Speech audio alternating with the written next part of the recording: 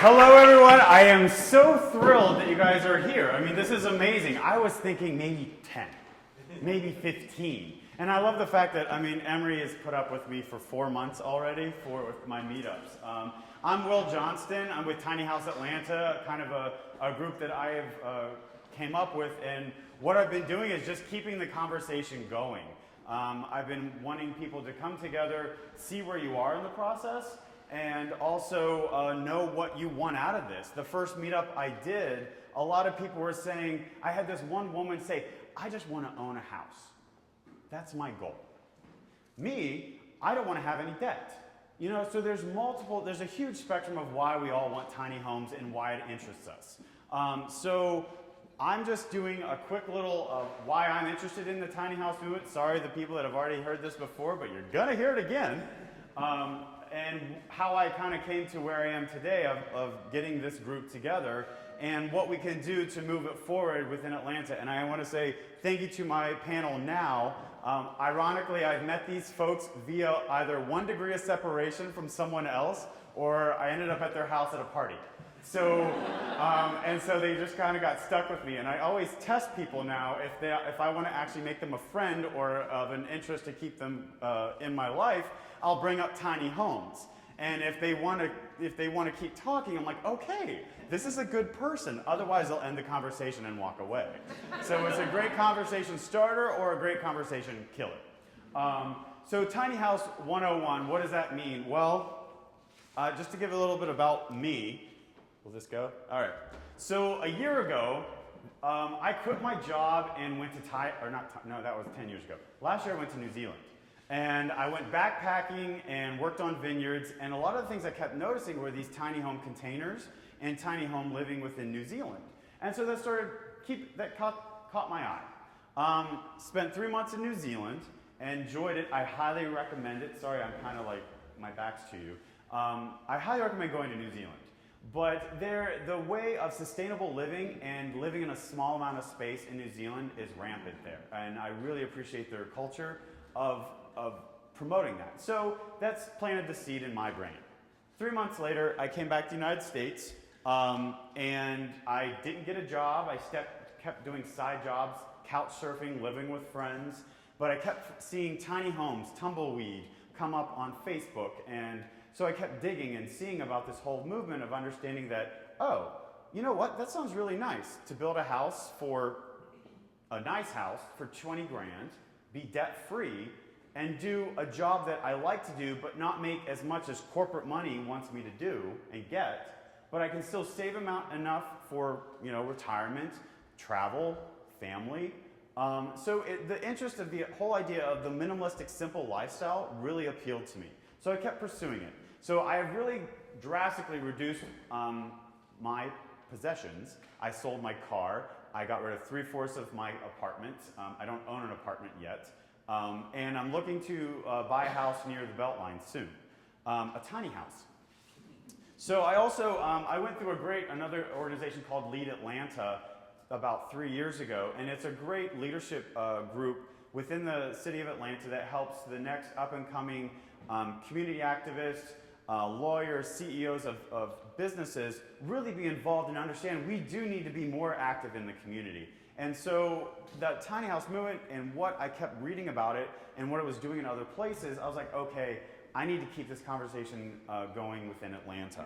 And then obviously traveler, I've traveled Thailand, I just got back from New Zealand, Europe extensively, and I want to be able to continue that and not have to go work a 9-to-5 job and not be able to travel because someone says they need me in that chair for so long. So again, I think what the tiny house movement means to me, we'll go to, this one. What it means to me, freedom.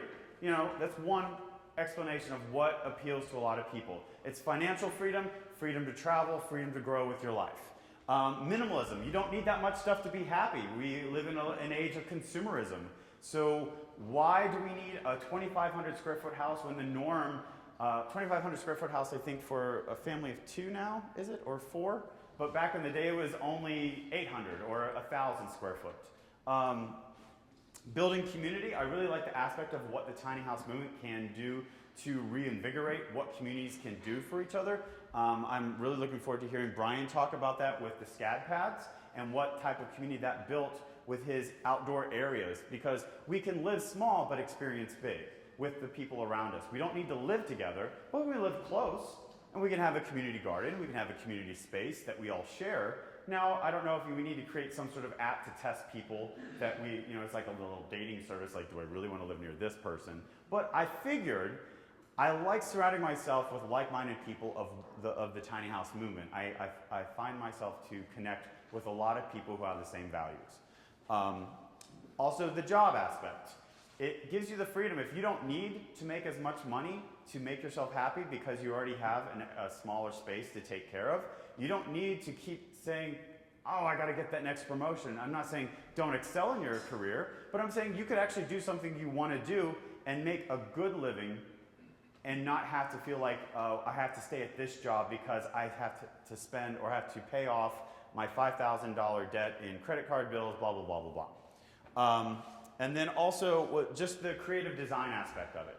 I mean, back in the day, the pioneers built these small little cabins in the woods. I mean, tiny homes existed way before this concept of ours, but they lived in them, and they were on foundations, and they made it work.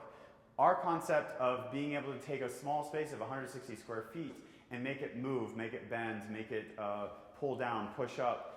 I love that idea of creative thinking of making one space, 40 rooms instead of just one room of purpose. So, going back to so just to get a quick hands, how many people are familiar? Is this your first kind of experience with tiny homes? Raise your hands. First experience. Okay, good.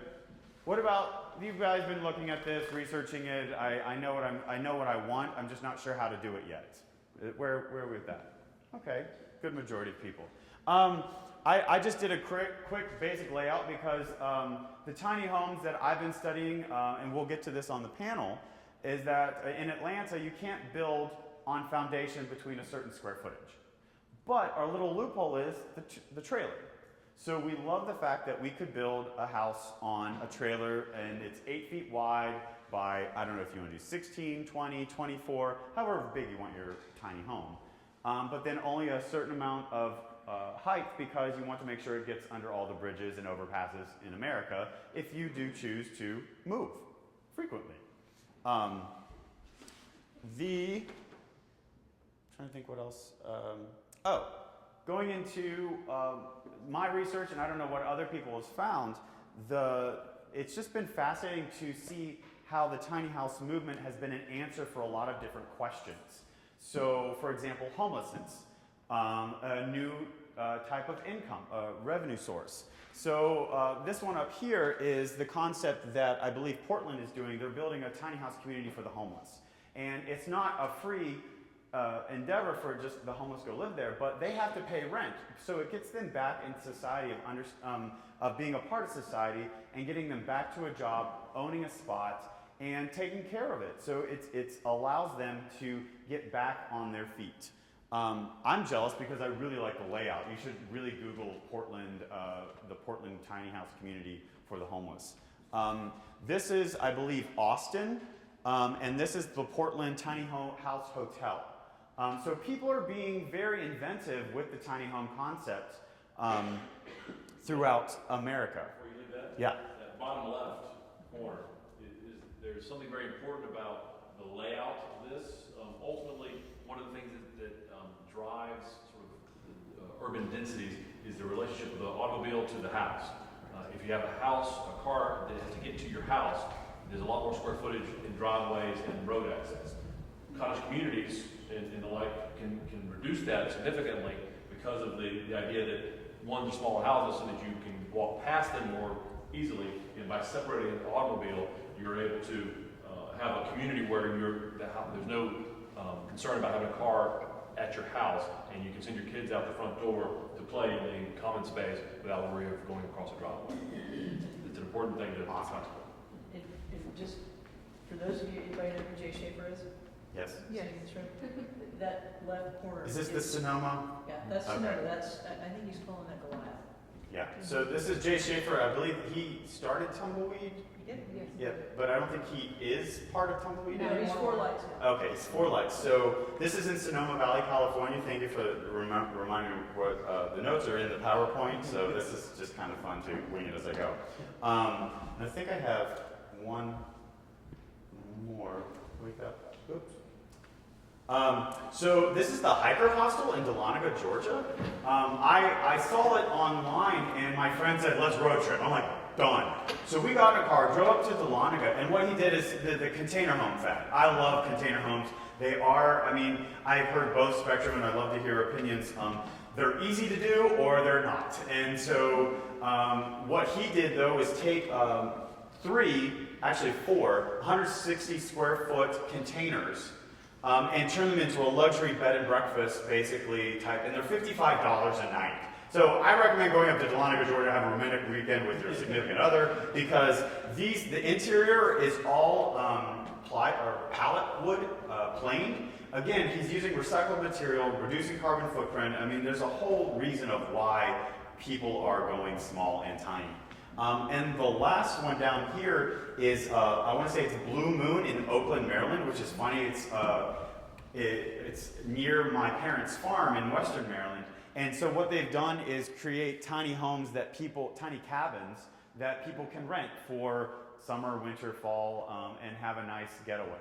I would recommend Googling that as well, because what's great, and I think Brian could talk to this too when he talks about SCAD, of what the fun, creative interior design you can do with a tiny home, because less space, maybe a little bit better material, or a little bit more creative with the design. I mean, I just really appreciate the creativity that the SCAD pads had, and then also what I've seen and come across throughout my research.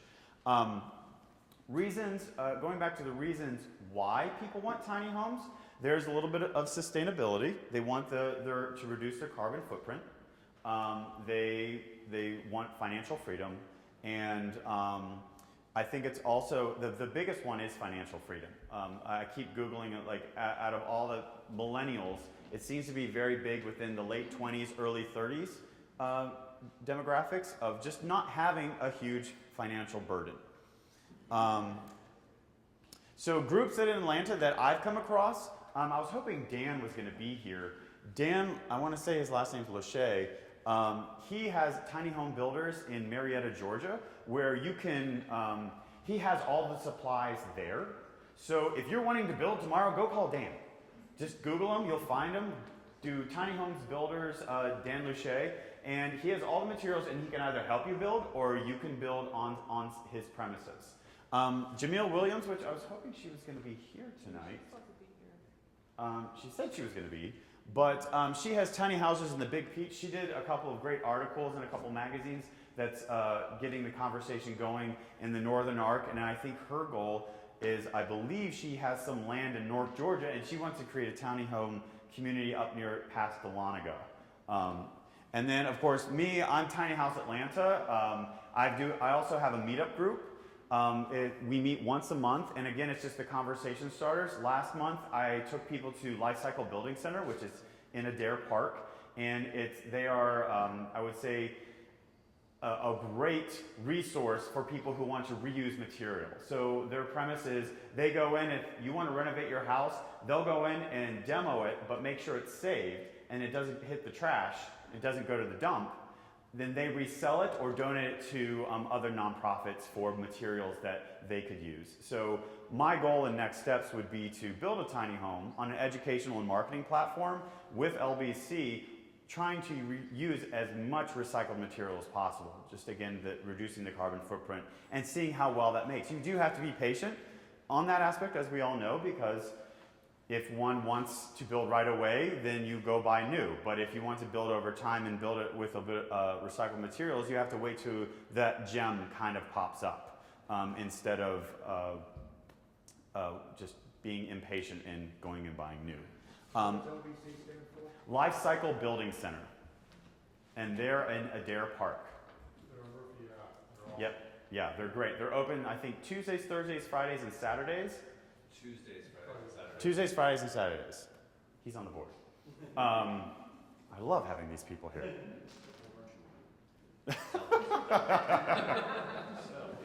So with that, that's my little gist of Tiny House 101.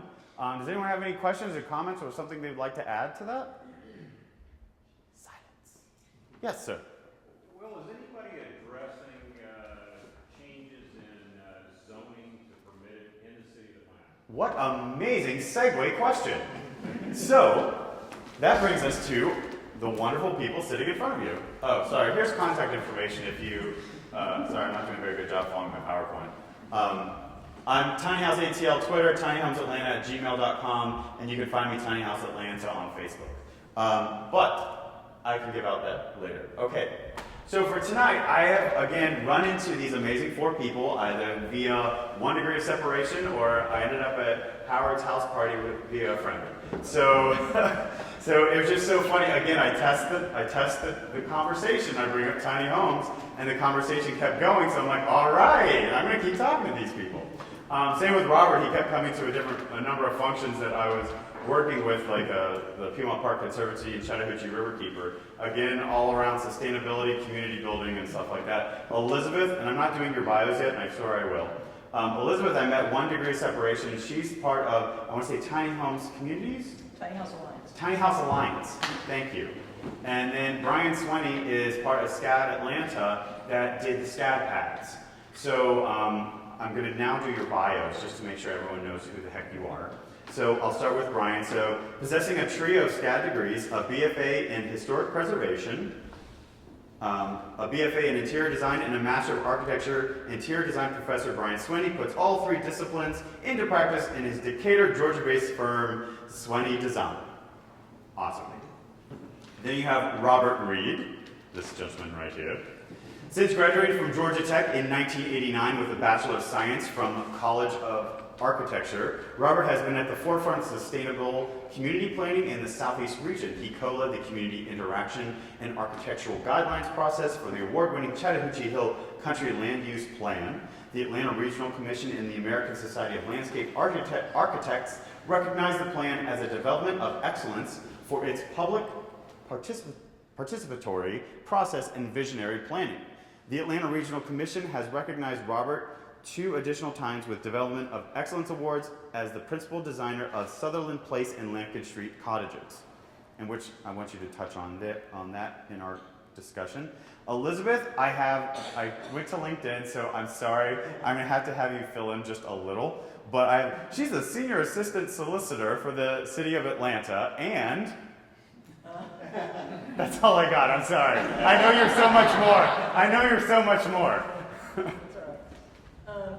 My background is primarily real estate, zoning, and transactions. Okay. Yeah, everybody goes there. Presently, I'm working with the solicitor's office. I am your new, what they call judicial interim prosecutor. I am the polite person. Yes. That will be working with folks regarding blight. So, primarily, I would say 20 years worth of real estate practice and experience, both development, zoning, building, working with banks, working with individuals. Awesome. So tell us about your association with Tiny House Alliance. Yes. I was truly the only lawyer in the room with some folks in Vermont.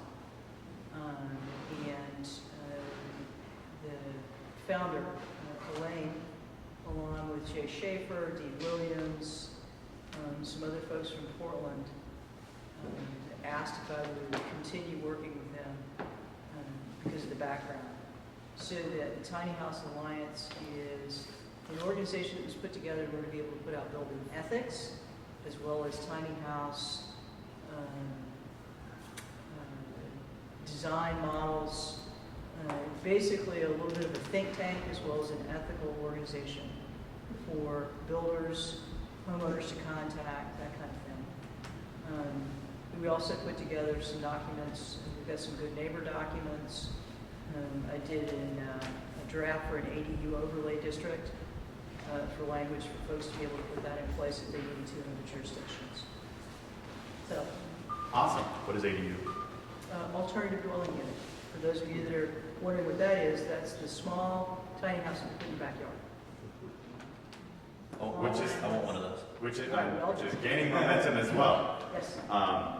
And then I want to say it's Connell. Very good. Okay. Howard Cornell joined the Scheller College of Business as professor of the practice of sustainable business in 2013. He also serves as managing director of the Center for Business Strategies for Sustainability.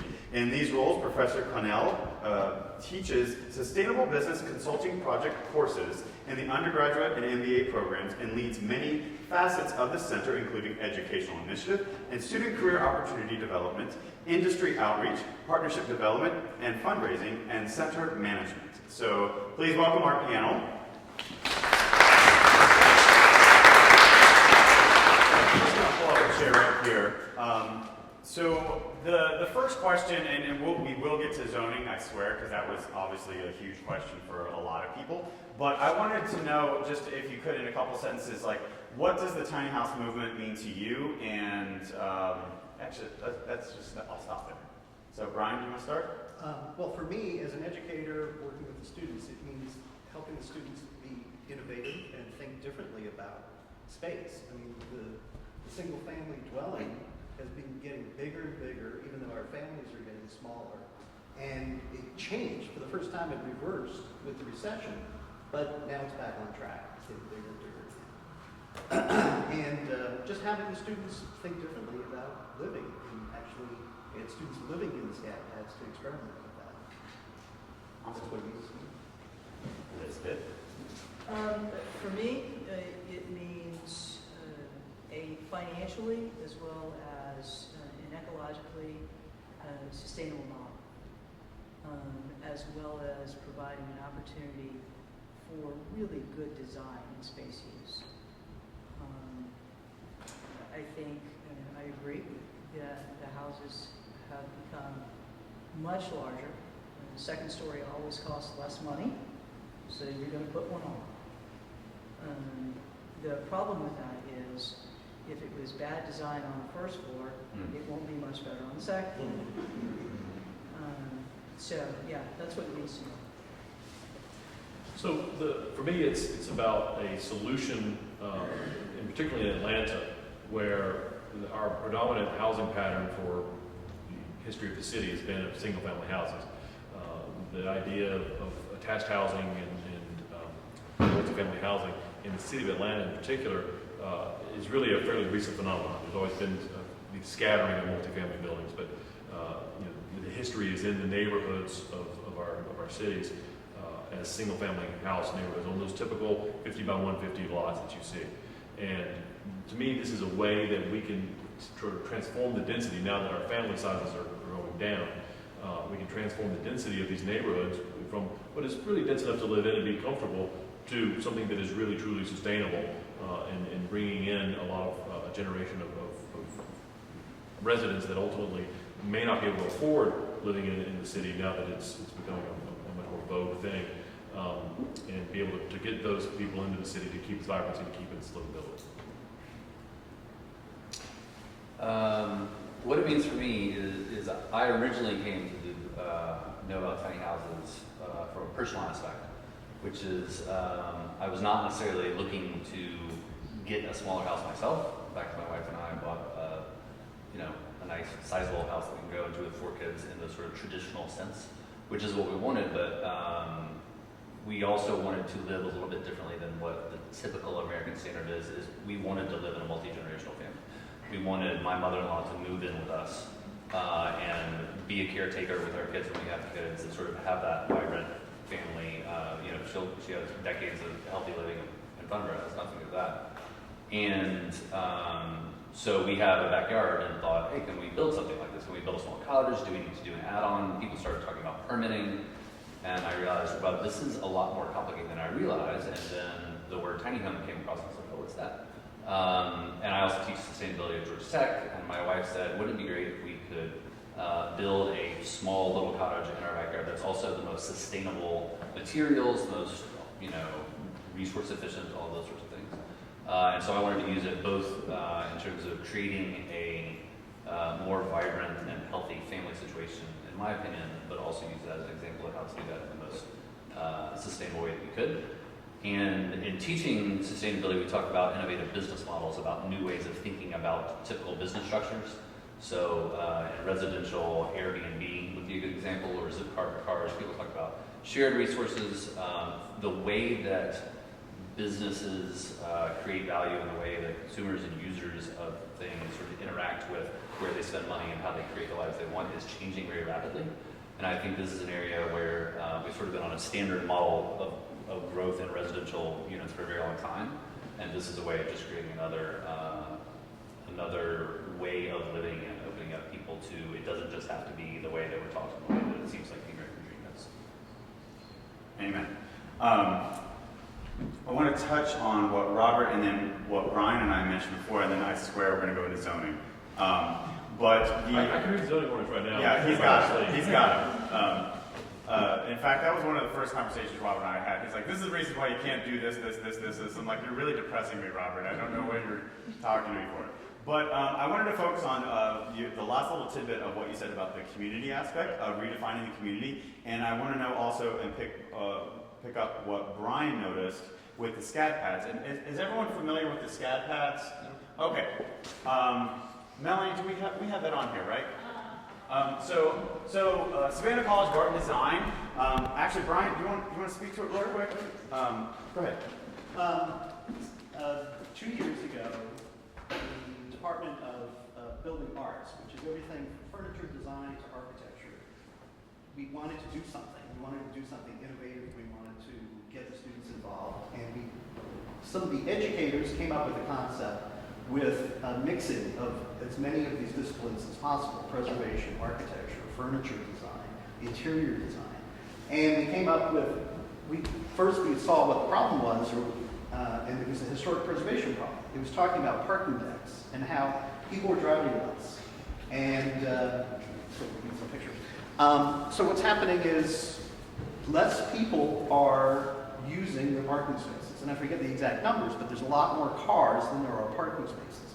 And with what, Uber and all these other things that are happening now, sharing of cars is happening more and more. And the newer generation, they're not buying cars. They're using public transportation, all these things, which are fantastic. Lived in New York for a while, it works great there.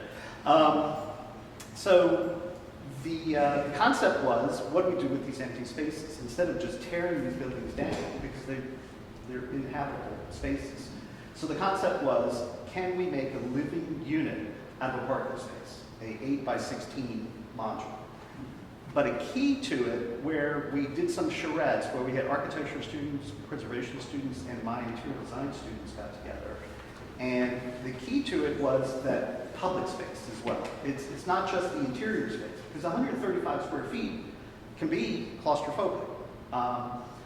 We put beautiful windows and we located it in a parking deck. And so we had these fantastic vistas. But a key to the whole thing was actually using the interior design planning module, which is based on the concept of, you know how the CEO's office used to be in the corner. But the new interior design concept is that's that shared space. That's the meeting space. That's the break room. So we actually did that with the parking deck. And the parking deck then had your one space was your interior space, and every SCAD pad also got one clear parking space that they turned into indoor-outdoor type of space. So here are some of the. Actually, go back. Where is it? So here's. I'll let you talk. Sure. Well, you could maybe just flip through. So the key was that we had these shared spaces in between every unit, and then we had some composting stations there. So this was a public space, but it's also a semi-private space. And then we had different units. We created 3 different units. Each one was expressing a different SCAD campus throughout the world. And this one was Paris. Is this Paris? No, I guess that one was Savannah. Or Because it was Japan, or it One was Asia for the Hong Kong campus, one was North America, and one was Lacoste for the French campus. I think this is next. Now, the key here is we scatify these things. Personally, I'm more of a minimalist in this, and I actually lived in the most minimal one, which is still scatified and crazy, full, beautiful interiors. So we had different alumni and different SCAD students work on these projects to put their furniture design in there, put their fabric design in there, put their art, and everything was kind of pushed in there. So I lived in the one on the far right, which is the most minimal one, which is North America. Now, the key also was that then we took that corner space, and that was the community area. And so we had one community area that was in that far corner where everybody could just get together and talk. And then we had another open community area that was more towards the enclosed portion of the deck. I don't think there's a picture of it. And that was another sheltered, let's get together, have a barbecue, or just share some conversations. So yeah, that's a great plan to show that keys, the corner space there was an open corner, and then where it shows 2 cars being parked there, we turned that into another shared space. And each unit was the same module, very simple. The bathroom was just 2 feet 7 inches by 8 feet 4 inches, but it all worked. And where'd you put that? well, we had we separated the water so that we did have gray water, black water, and we had tanks. We were working with the parking deck, and we had a 30-day lease agreement that we got from the city. And so it just really went into holding tanks, and it was more or less kind of like a porta potty company clean it out. And then the gray water we used to irrigate some gardening space that we had. And we had a shared community vegetable garden to the right there. So you can go out, pick your vegetables, go back into your unit, and have a salad, cook up some dinner. And what was the water source? Well, the water source in this case, now in terms of sustainability, that part of the experiment was not as successful as it could be. It wasn't an experiment, it was something that we tried. We used a lot of reclaimed materials, and in terms of energy, we just plugged in 2 outlets. We did use some solar cells it was actually a solar filtering system where actual daylight is working through the fiber optic tubes to help with the vegetable garden. Because even though the parking deck had good daylight exposure, and if you're familiar with the SCAD campus, it's the old Equifax building. The best views from that campus are from the parking deck. I'm here to work in that building pretty much, and the best views are when I park my car in the morning. So it was exciting to be able to live in the parking deck for a while. Where did your water come from? Well, I guess I think it was Brought tanks in. of water that were brought in. Yeah, it was brought. Yeah, they had to bring it in. And you had a shower? Oh yeah, it's a fully functional. It had a Washing shower. You could wash clothes and dry them? We didn't have washing and drying of clothes. So how did you wash your clothes? Well, I only lived there a week. Right, so the SCAD pads, like everyone I talked to, and I had, I know reporters from the AJC and different magazines stayed there, students stayed there, so people all blogged and talked about their experiences of living in this. And this is where I want Robert to talk about the community aspect of the tiny home movement and what it could do to not necessarily reinvigorate community, but understand that I think because we're building these buildings that I never see my neighbors. I don't know them, I don't say hi, but here, this model allows you to have a bigger relationship with your surroundings and your community. So, one of the big principles of this, of course, is that you have a minimal sort of space that you need to exist inside the enclosed space, and that your living room is an extension of the outdoor space. And as was mentioned, and that needs to go in a gradation. So you have public space, which is sort of the street or the sidewalk in a traditional neighborhood. Semi-public, which would be your front yard, which is everybody can see. Semi-private, which would be your front porch, sort of that area, and then private, which is inside your house. And of course, there's gradations inside of that as well. And so what this is successful at is that while the corner space is public and everybody can walk into it, there is a gradation of private space, which is your the exterior sort of porch area, parking, or in the area of the parking area.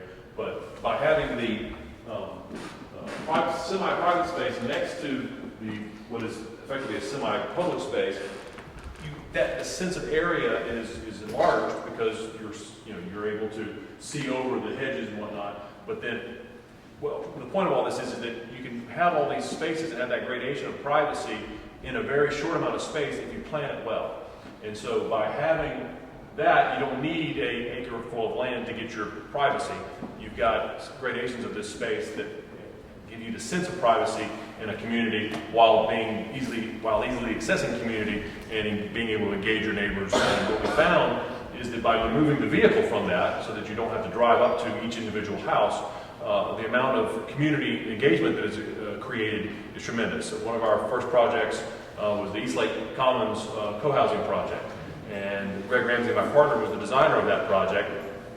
And it was, you tell a developer, we're not going to put the cars to the house, and they just walk away, right? Because they can't even imagine that anybody would want to live that way. But basically, we put a parking lot out where it backed up to the the backyards of the commercial spaces on the front of that property, and did what effectively was a European village overlooking a community-supported agriculture farm, CSA farm. And all houses are very tight, dense, and the amount of community interaction that is generated by that is tremendous. And so you're able to have a very small house, multi-generation houses, but have multiple sort of connections to the community that you wouldn't get inside of a community where you were at a density of a quarter-acre lots and typical sort of suburban densities. What you looking for? That was exactly what I was looking for. So does anyone have any questions to that aspect? Yes? What sizes were those The homes in East Lake Commons range from 1,200 to 2,400 square feet. It was the traditional sort of townhouse development. Lampkin Street Cottages, which is off of John Wesley Dobbs Boulevard, just east of Randolph Street, sort of back behind Highland Bakery, if you know where that is.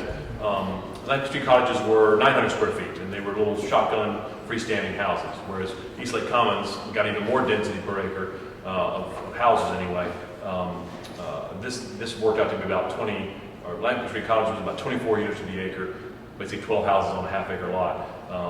And I forget what the final density of East Lake was, but it also had a farm, and because you're not putting driveways to every house, because you're not having huge cul-de-sacs, and because not everybody has to have an acre lot, you're able to have a 3-acre community garden, and you're able to separate the cars away, and your kids can go out and play in the community spaces without getting run over. There you have it. All right, so let's just dive in, Elizabeth. Let's talk zoning. All right, let's just tell us what we need to be talking about, what we need to do, what are the loopholes, and I know you and I had a good 45-minute conversation on zoning and why we can't do some things and what we could do, and you got to think about it this way because of a safety aspect or some other things. So I know Robert and Elizabeth, you both have lovely comments to say of zoning and what we need to be thinking about for building. But there are a couple of things that I think the main thrust that drives this discussion. And one is whether you're going to do something on a trailer or on a foundation. And that is truly, in this tiny house environment, that's your big decision. There it is. Really simple. Do you want it on a trailer or do you want it on a foundation? If you want it on a foundation, you can, in fact, build smaller. You're just going to have to ask for permission to be able to do that. You may have to get some variances. You may have to ask permission from your neighborhood association. Typically, in that environment, thus far, you're going to go back in. If you want to be smaller than the standard building footprint, you're going to have to go back in on basically a grandfathered foundation. A smaller than average house that you have right now that the builders build for. But if you can go back in on an existing foundation, you can go a little bit smaller. Okay? So that's your first option. Your second option is to buy an existing property and then do what's known as an ADU or an alternative dwelling unit in the back. DeKalb County, we just got through rewriting the zoning ordinances. Thankfully enough, we had some folks that saw the wisdom both from, does anybody know what eco housing is? You heard of that term? Heard of it, but please define. So Robert may correct me when I get into this, but it's basically a temporary unit that you're allowed to use for an aging parent, grandparent, that once that particular individual no longer needs that housing, that it goes away. An ADU unit, however, is on a foundation and it stays. So this is going to be in the back of an existing property that you either have a fee interest in or someone else that you know has a fee interest in. They're letting you be able to build on the back. Yes? Just a quick question. By foundation, you basically mean a fourth pad of some sort? Or I mean, it's tied to the ground? right. You're not going anywhere. You're going to tie into the plumbing and you're going to tie into the septic for either the county or the city. Okay. And the building code has specific definitions of what a foundation is and what it has to do as far as structure. But in the case of the scat packs, for instance, those, it looks like those were... Those were on wheels. They were trailers. They were trailers. They were built, I mean, they did a great job. They hid the wheels. Yeah. They were actually built in Savannah, driven up here, so we had to get permits. We had to actually design them for trailer code, drive them up, and then we did a lot of assembly in the parking deck. And the reason they're still there is because we built so much and maximized the height of these things that to move them now in a parking deck where your clearance is 9 feet or 10 feet, we'd have to rip it apart. So nobody's living in them, but we're using them as exhibits. Because the reality is we can't take them anywhere. And I did a great meetup. I can provide a contact, and I think to go as a group to tour them, because it really, to give you a sense of what 130 square feet to live in, you have a reality shock. If you really want to live that small, awesome. And I think a majority of us do. The one that Ryan did live in, though, was my favorite one because it had smart glass. So you were able to turn on the frost glass, so it was just you in this small space. But then as soon as you flipped a switch, they all went clear, and then you're looking out on Atlanta. So again, different ways to make your surroundings feel much bigger than what you're living in. In tiny homes in your backyard or where you don't have that 10-foot clearance, a lot of people will have that second story, your loft, and you separate your sleeping space from your Right. living space. So what jurisdictions in the Atlanta area would allow an ADU? You're looking at DeKalb. Only the cab. But presently, as far as I know, yes. And the restriction used to be that it had to be a family member. Is that not a restriction anymore? You've got to, the owner has to live on the property. Is it That all has to be- jurisdictions within the cab or only the cab county? Literally only DeKalb County, as far as I know. And that is it. Right. So if you're going to do it, it must be on wheels. What do you do with the hoods? So Somebody's fixated on this. No. Okay, so there's. We do that every day. Well, I've done some research. Like Boneyard Studios up in Washington D.C. They do compost toilets, and they also do latrine type toilets. But with the jurisdiction, And also incinerate. have trouble with No, composting toilets. and so we're clear on when the dividing mark being either the trailer or the foundation. Right. When you make the dedication to do the foundation, you're then making a I commitment understand. to Flush water it. and sewer and a flush toilet. So if you do a trailer, then you don't ask anybody's permission, you just park it there. Is that right? And that That's would not- not be correct. No. Where the backyard is, how close to the property line. No, because if you take a look at your zoning codes, what you're going to find out is you can't necessarily park something on a trailer in your backyard. That's right. So that one of the reasons that the Tiny House Alliance asked me to take a look at this question was, how do you provide for that? How do you provide for the neighborhood that takes a look at this and says, we'd like to be able to offer this as an opportunity to people that live within our neighborhood. Typically that's done with what they call an overlay district, meaning that you provide in a set of guideline documents that are approved by the city that say, yes, in this defined area, we're going to allow X. So that was one of the ways things that that I and some other people are taking a look at it from that perspective, which is to stay within the framework, the legal framework that exists, and use it, as opposed to being a little bit of a midnight cowboy and, oh, look what just showed up in my backyard. Now, So from what I'm hearing you say, it's not really true that if it's on wheels, you can do what you want.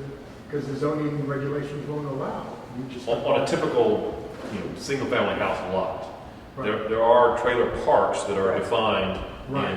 in Right, the but it has to services. go into. which there's a only trailer one in the park. city of Atlanta, by the way. Yeah, there's, Right. for those people Yeah. that know this trick. So what we're basically saying is you can't build a tiny house in Atlanta unless you're in that one trailer park. It depends on a couple things, but we'll get to those in a minute. I'm fine going there now. Okay. And we're there, okay. So one of the things that you can do is, if you have for one, you can build it wouldn't necessarily be tiny. If you have a single family lot and you're building one structure on it, you can build a tiny house, but it has code minimums Right. around, if I remember correctly, it's 450 some odd square feet. You have minimum sizes of a kitchen, living room, and then another room.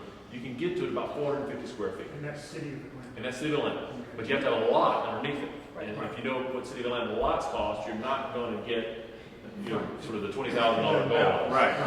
Yeah, that defeats the whole purpose. The finance. Now, we're lucky in that, in the City of Atlanta, there are no minimum house sizes like there are in multiple other communities. So when you go out to Cobb County and other sort of counties, there are minimum, 1,200 square foot, upwards of 2,000 square feet often in those areas, as well as codes. So. Right.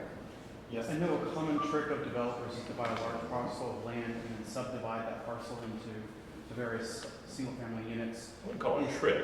Well, one of their Business line. Yeah, business logic. There you go. So, is that an avenue for someone who may look to do multiple tiny homes on a single property to subdivide out minimum quantities of land to be able to put multiple tiny houses on what was once a single plot of land in the city? So subdividing, just generally, Yeah. you're able to do it. I don't know, I'm I asking. mean, it's a possibility, but the reality is the zoning ordinance also has lot size minimums, Okay. generally speaking. And even though the city of Atlanta has some small ones, and depending on what zoning district you're in, you can get down to about a 2,500 square foot lot as a new subdivision. But even that is a fairly big lot compared to what a tiny house would need to do. And you gotta have a road to it, and you've gotta have, there's all sorts of other frontage requirements and other things like that. So as far as doing a tiny house subdivision, it is possible, but right now, if anybody's gonna do it in the city, they're gonna put bigger houses, they'll sell for more money on it. So what we did at Land Street Cottages, just to sort of talk to you about that, is we did a special thing called a planned development. Some communities call it a PUD, planned unit development. In the city of Atlanta, it's planned development, in our case, housing, PDH. And basically that's, you draw a plan, and that's what's approved. And that is a big deal, right? So you cannot, this is not something that your average citizen can go out and do. It is, you gotta have a zoning attorney, you gotta have, a planner, and all of that. And so, but what we did there is we had 3 duplex lots, 50 by 100 and, 150, 120, I forget. And instead of building 3 duplexes, which would have been 6 units, we said, okay, we're not going to build any more square footage than is allowed. You can build a big duplex. We're going to take this, we're going to put in 12 cottages, 900 to 1,300 square feet, depending on how we were selling. They were basically shotgun cottages in the 4th Ward. They look just like the little shotgun cottages all along Irwin Street and the like. But because the cars didn't have to go to each lot, the neighborhood ultimately made us take the cars to some lots, but they made a better plan without that. And we had some community space and some other things. We were able to get basically 12 units on a half an acre, just 24 units to the acre. Now, you're not going to get that done in every neighborhood. 4th Ward was a very progressive neighborhood. They understood it. They understood the whole work around this. And so they said, well, we'll work with you, but we're going to make your life miserable. They didn't say that, but it was a very tough process, and they were very sort of good in that they wanted their neighborhood stuff, but they missed a couple of points on sort of the community design aspect But in the end, we got it. It's an award-winning project, and it is a model, I think, that we could do. So you have three duplex lots or 3 single-family lots. You could combine those and put cottages on them at some density that made sense. But we don't have a cottage ordinance, and that's what we would need ultimately, would be to have a new section of the zoning code that would allow you to do something like that. And it's possible other places have done it. Bainbridge Island, Washington is the sort of the leader in this. This is where the Atlantic Street Cottage was inspired from. And they said, we want higher density housing in Bainbridge Island, Washington, but we don't want multifamily housing. And so they said, we're going to have these lots and we'll just put cottage communities on them and have this sort of separated car and community space and all that. And so the thing that I would encourage ultimately is that if you hear or someone wants to start a cottage community zoning section movement to move the city towards that, that is a way to get cottage community and small house, tiny house communities going in the city. What price point would you able to come in at with these? It was, unfortunately, because of a variety of zoning and site development requirements, and the fact that the neighborhood wanted 2 cars for every cottage, which, yeah, that was my big pushback on that one. So, but they made us do it. We were able to get it on there. Ended up being over $200,000 for those cottages. Ugh. So one of the things that I'm going to suggest that there are 2 things that I discussed with the Alliance members and in a couple of different workshops.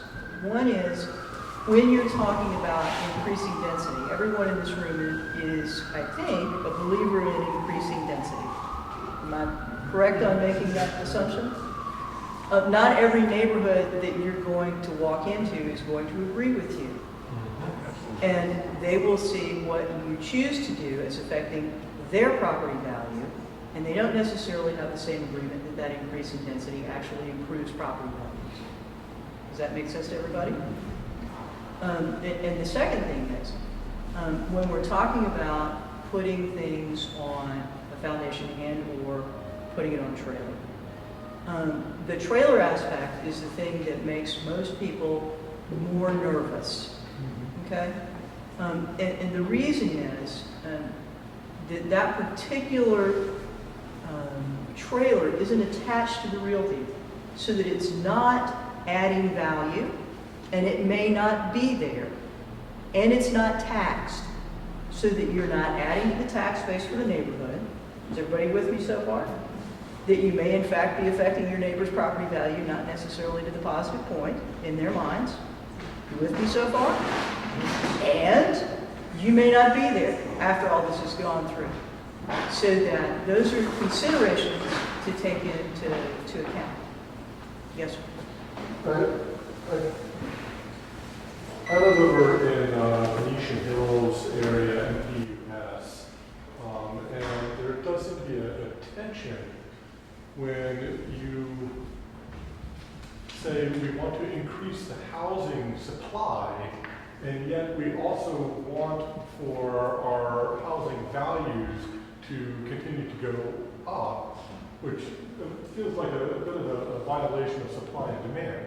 I mean, if we're adding to the housing supply and we're explicitly trying to do that in order to help keep the city affordable, then it's hard to, with a straight face, also say that simply adding to the supply is going to, I mean, I agree, I want the city to have more people of all different incomes to be living here. I think it leads to a more vibrant community.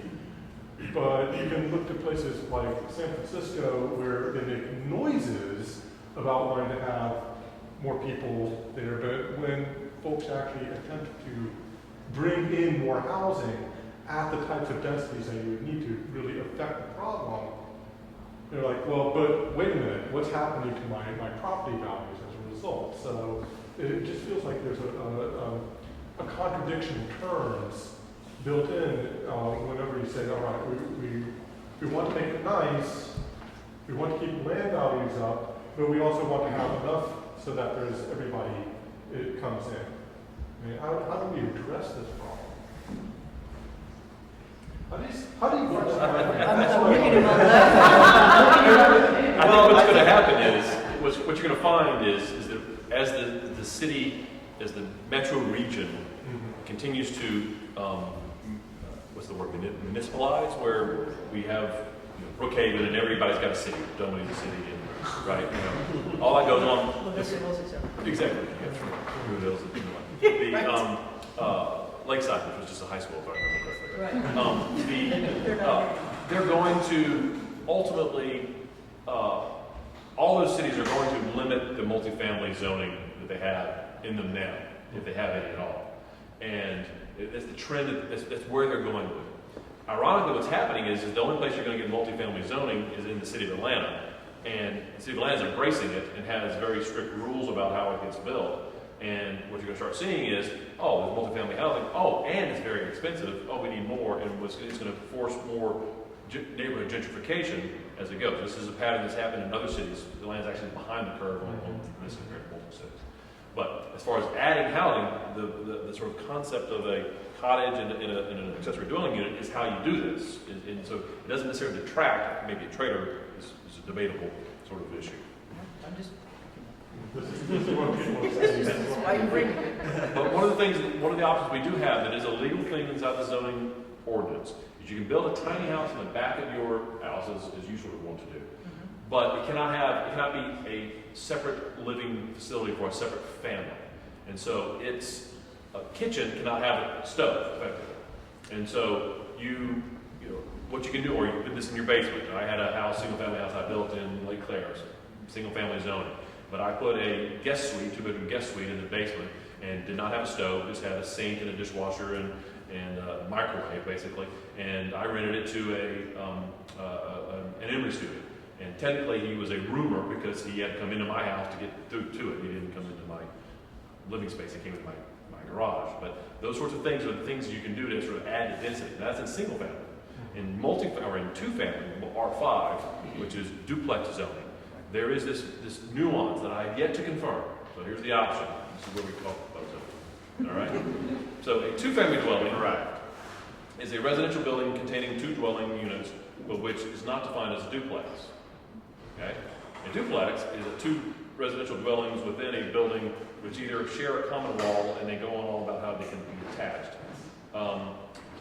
The primary pedestrian entrance shall be located no higher than the main floor level, and the architecture can be architecturally articulated and visible. So it has all these other sort of regulations. So there's this nuance to a difference between a 2-family dwelling and a duplex. And the way I read this ultimately is that, and they talk about this in another piece of the 2-family dwelling code, is that you can have a 2-family dwelling as long as one of the units is not greater than 750 square feet. So what that means, the way I interpret it, and I've not had anybody confirm this, I don't think anybody's tried to do this, is that if you've got the majority of our duplex zone neighborhoods actually only have one house or one dwelling unit on the R5 duplex zoning lot. And so theoretically, what I'm reading in this is that you can add a 750 square foot addition to your dwelling that makes your dwelling a 2-family dwelling that would allow you to build that unit separate, detached, and you would have to share a water meter and have to share electrical meter, probably you can get your own electrical meter, but you would have share the sewer tap and share the water supply line. Don't say that, don't everybody go down and do that tomorrow, don't freak out.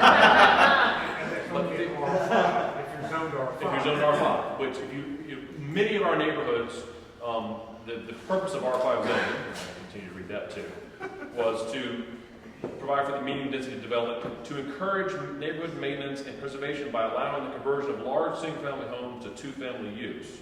So that's its original intent. If you look at Inman Park, it's R5 zoning. Now it's in a historic district, so there's different configurations there. But everything south of McClendon and Lake Claire and Campbell Park, everything north of Hosea Williams in Edgewood and Reynoldstown is all zoned R5. Usually it was around the transportation corridors where you wanted MARTA to have a little higher density and people to be able to walk, and so that's the purpose of it. But it is for encouraging owner occupancy of individual buildings and lots. And so the idea is that if you can have that, then theoretically you could get either another unit that you live in and rent out the bigger house, or you rent out a smaller dwelling, or you have it kept in the family. So I'm in the process of trying to get that confirmed, and whether or not that is, I'm able to do that is up for debate, but we'll please. And those houses don't have to share a party wall. They can be separate structures. You know, it's not that clear, but it just, you know, that, in that definition, it says a two-family dwelling is a residential building containing two dwellings. Now, they don't define a building as being one that is, you know, not surrounded by yard. So there's some vagary in that, and that's sort of where they have the opportunity. Perhaps they're addressing carriage houses, detached garage apartments, with that? Only in R5 zoning, because technically a carriage house in a single-family zoning can't have an independent kitchen facility. It can't be a separate family thing. You could have it like I described it as a guest house.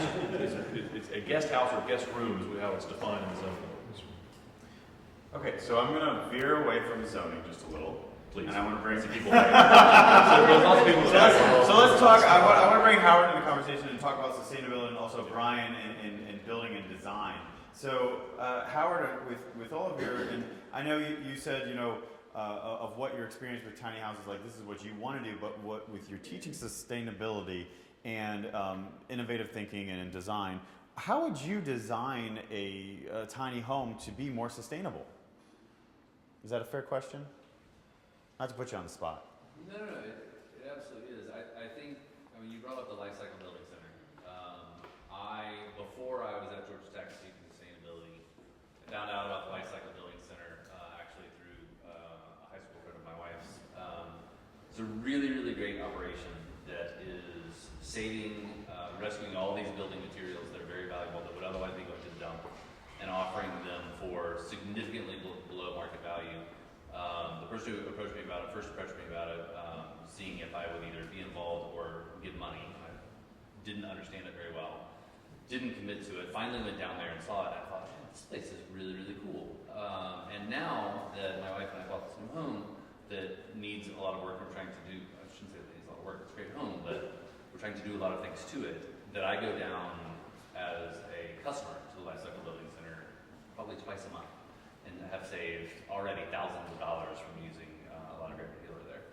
I think a lot of this is about all of us just thinking about the way that society has gone, both to be more suburban, more consumer oriented. We moved to big box retailers. People are going to Home Depot and Lowe's, and that's like where everything is. But if you think about, rather than just having the standard, you know, 2.3 children and the 2,500 square foot house, and I have to have this job, that people, young people especially these days, are just looking at, let me ask questions about how I'm doing these things and how I'm building my life and everything else. And so if you're looking at how can I either build a tiny home in my backyard, or how can I find a way to afford a house, because all these traditional houses in Atlanta, which is where I want to live, aren't affordable, find out about all these resources, find out about the Life Cycle Building Center, about the habitat reuse, about, start talking to people in these groups, start to understand the zoning laws. I think a lot of the people that tend to gravitate towards tiny homes also gravitate towards alternative ways of thinking, and thinking, you know, the structures that are here, I'm against that, I don't like that, and sometimes want to just build something and park it in somebody's backyard that does sort of tick off the neighbors or the neighborhood association or the code writers. And I think it's more important, rather than just trying to sort of go off the rails on something that's innovative, to understand what the entire community is talking about, for us to have these discussions and to do that. So that's not a technical answer of how would you build it, but there's that, and then there's also just educating yourself on what all of the most sustainable opportunities are, understanding where materials are coming from. One opportunity is also to look at the more sustainable building standards.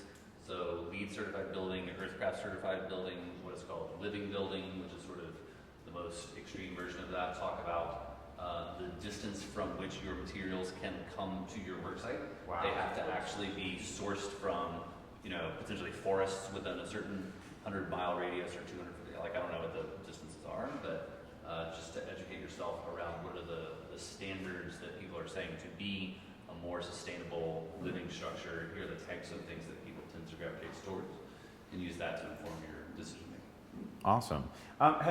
Real quick side note: has anyone seen the show? It's on FYI, Tiny House Nation. Okay, good. So I applaud them. You know, I think it's funny because, you know, they have the builder, and then they have the guy. I'm like, are you sure you want to do this? And you know, of course, they got to create drama and some sort of reality TV. But I applaud the builder because I want to bring Brian in on this because he thinks through of turning one little nook into 5 different usable spaces.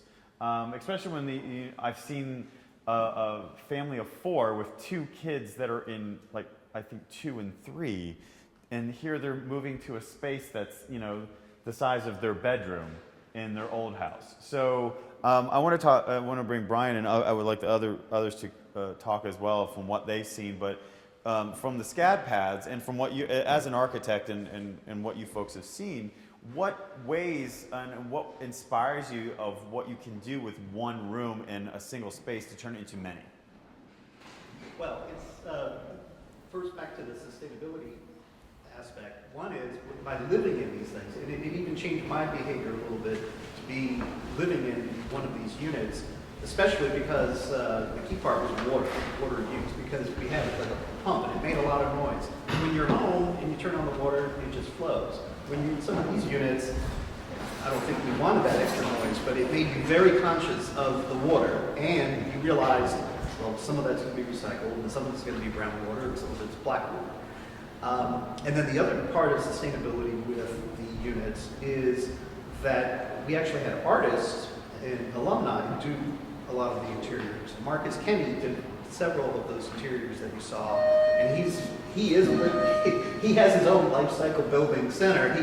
He's the sculptor, and he just hoards and saves. And so in one of the units, let's be fair, he's a junk man. Okay.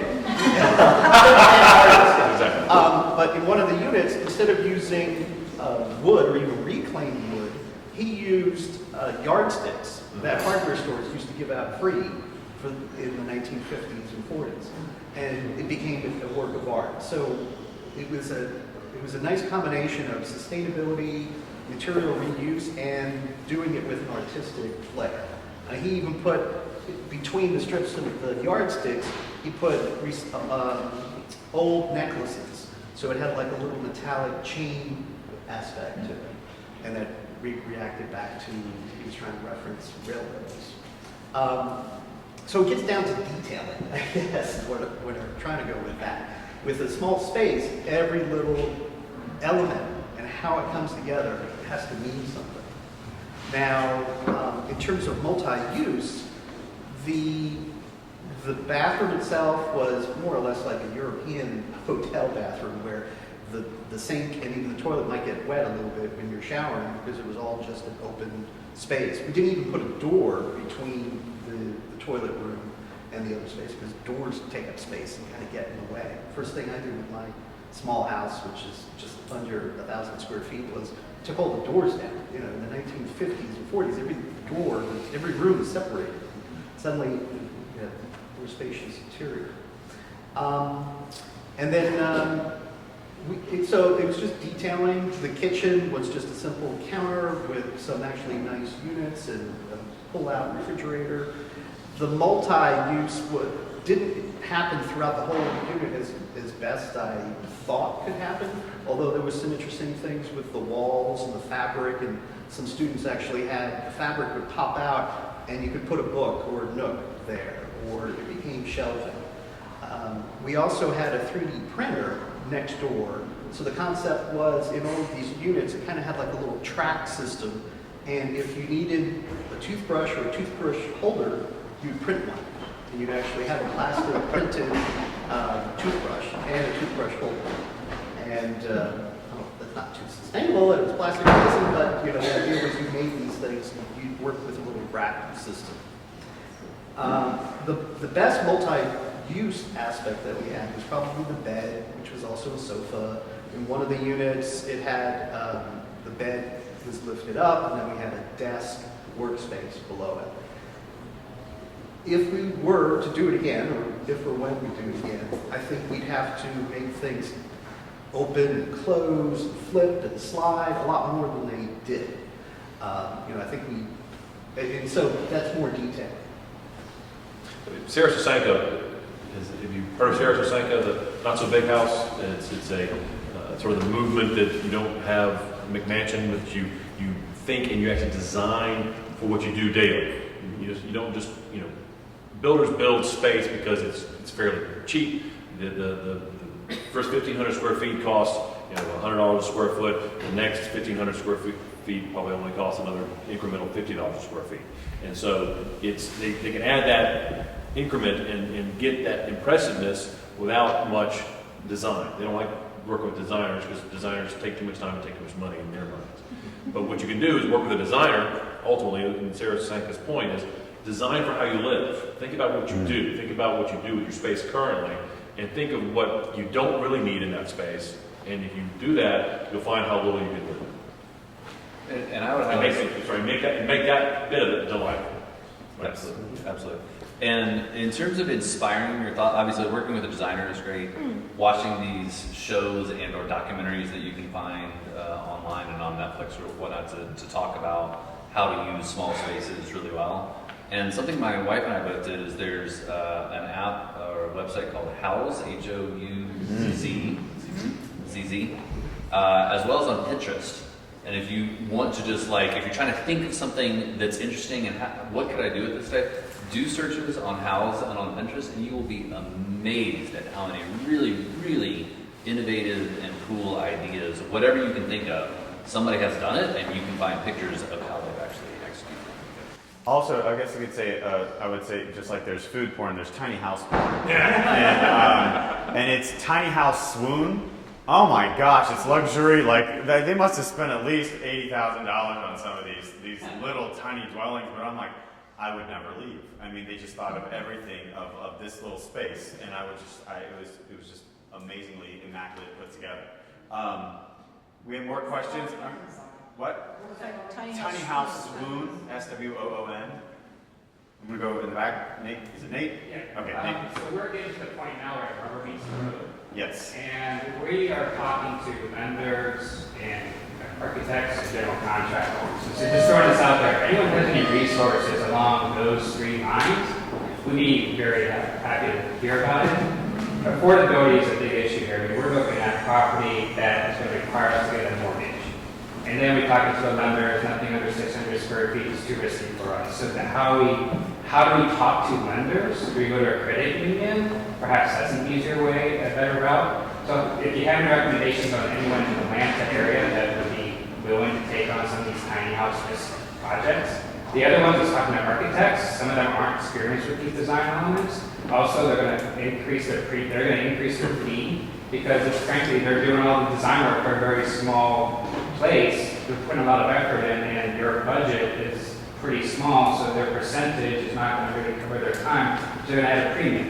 And then when you talk to general contractors, you get the same deal, right? 20% roughly is the average in Atlanta for general contractors for the fee. They're looking at a $60,000 tiny house. It's not worth their time to bring in their tradesmen and things like that. Are there any, maybe South Face or Riffcraft through the networks, is there any architect firms, build design firms that would be willing to take on some of these smaller projects, especially with a lot of the housing booming going on right now? It's very hard to get a team maybe to your lot for 2 weeks to build a house and take them away from maybe the items you live in the park.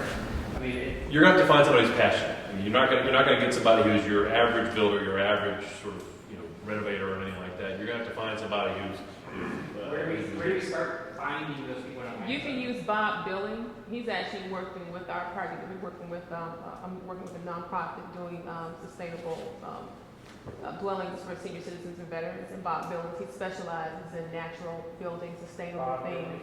Yeah, he's out in Cleveland, Georgia, and so he works with the county to make sure everything's compliant. He's well versed, like 35 years worth of experience, and he's very trustworthy in the natural building community.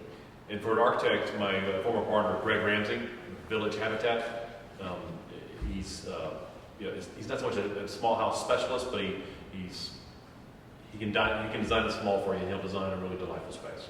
Is there any extent of doing prefab in the Southeast, having maybe construction built in a factory and then ship it to Atlanta and build it? the experience was the Katrina Cottage, and I think you can still buy those, I believe. It was designed for putting back on, areas of the Gulf Coast that was devastated by Katrina. And ultimately, I think there's a prefab manufacturing company that has that pattern and will do a Katrina Cottage for you. There's also a group called Nomad, I believe, Nomad Housing. Okay, yeah, and It's super expensive to ship it. oh, are they? Okay. Too expensive. Yeah, most of the stuff you're going to find, with the exception of Dan and maybe a couple of other people in town that are intentionally doing tiny houses, most of this for the prefab stuff is going to be out west, and you will pay a premium for the shipping. Something I do know about the prefabs and the Katrina things is GSA sells them. So, yeah. Those are the trailers. Sorry, the trailers, yes. They sell them. You would avoid the trailers. The cottage themselves didn't have the formaldehyde, but no warranties. Yes. Well, I live in a tiny home that's 200 square feet. Just bought it. It's an Airstream trailer. Yeah. It's a huge industry that's making effectively tiny houses. And I don't know if you've heard of a park model. A park model, it's on wheels. It probably takes a real truck to move it, and then they put it somewhere and generally leave it, but not always.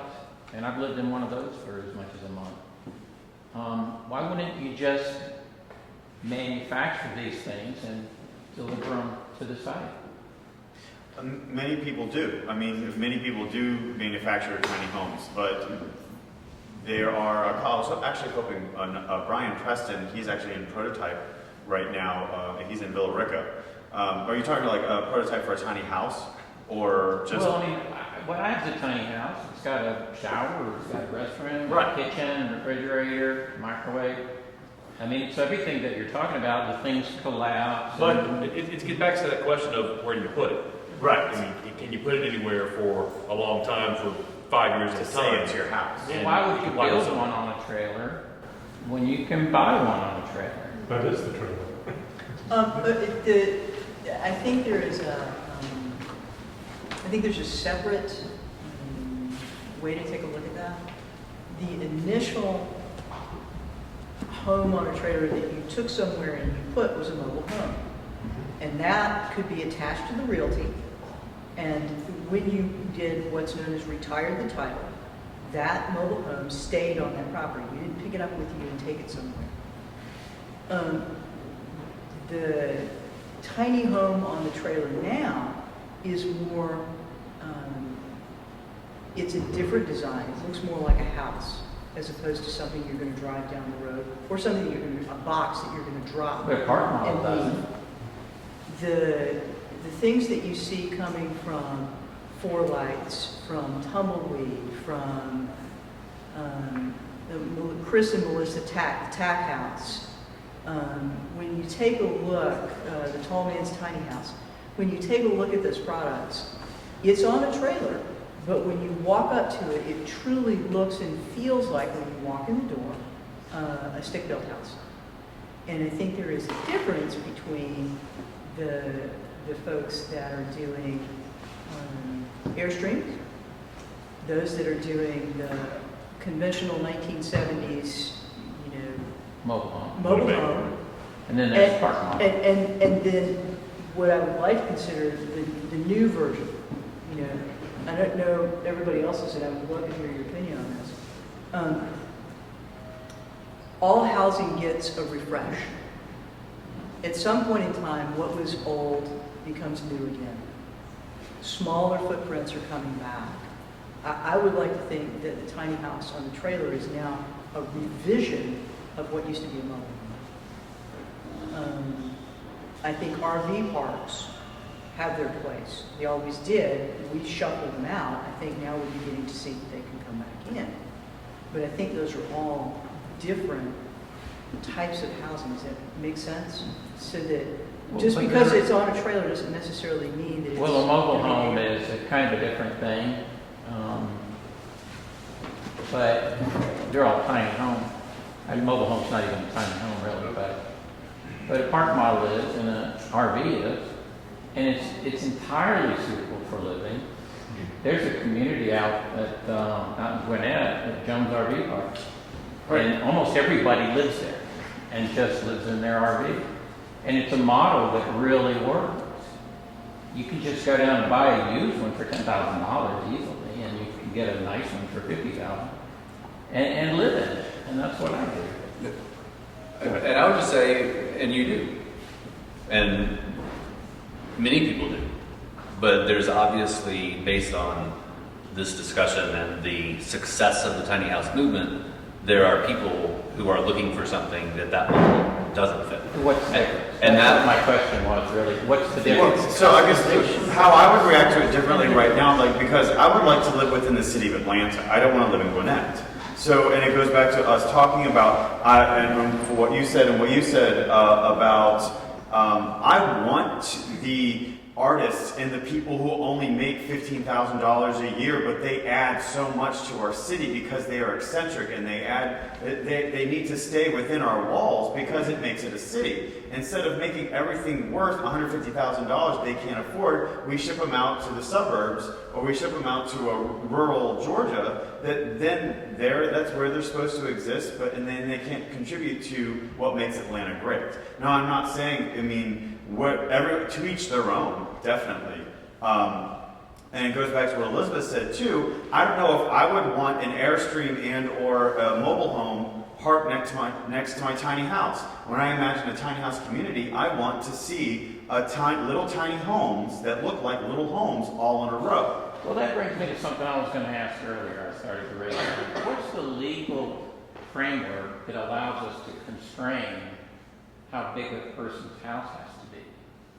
What's the legal justification? It was housing. It was public housing, I think, where they said they wanted to make sure that the ceilings were 9 feet, that a bedroom had a window. So I think that's where a lot of the zoning ordinances and requirements came in. And then It was the anti-tenement movement. Anti-what? Tenement movement. The tenements that were built in New York before zoning, before all this, truly horrible places. They basically, the zoning and all those laws came in as a reaction to that. 1950s to 1920s, public health routes is basically what you're looking at. Great conflagration. Yep, you've got modern sanitary sewer treatment systems post-World War II. You've got the real beginning of zoning and planning at that time because of the fire, the 1871. Does anybody remember it was at Mrs. O'Leary's cow? You basically, in that fire, you destroyed more than 73 miles of roads, 120 miles of sidewalk, 2,000 lampposts, 17,500 buildings, and about $222 million in property. It was a third of the city's valuation.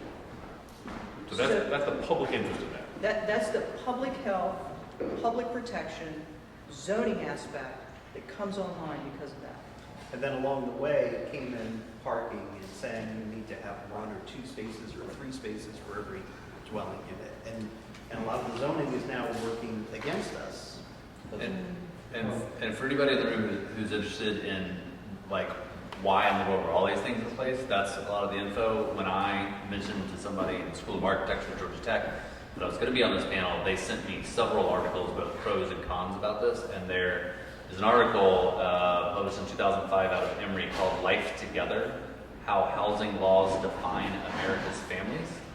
And it goes through the entire history from the 1850s through today of about 6 different major pieces of societal and public health and the tenements in New York and all sorts of different things that led to all these laws for those who are interested in actually knowing the detailed history. The panelists want to send us I see all of these documents.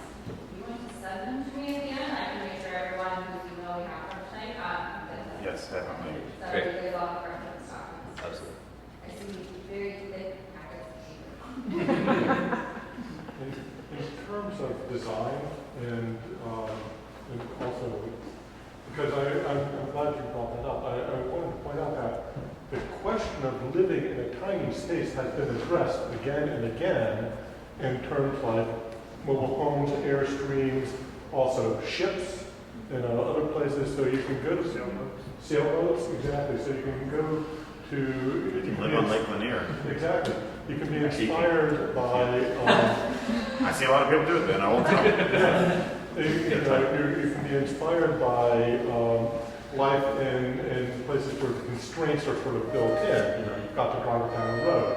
You've got to float, on a lake or something like that. So if you're looking for some additional design ideas, certainly you could do a lot worse than go back to the history books, and just see what have folks done.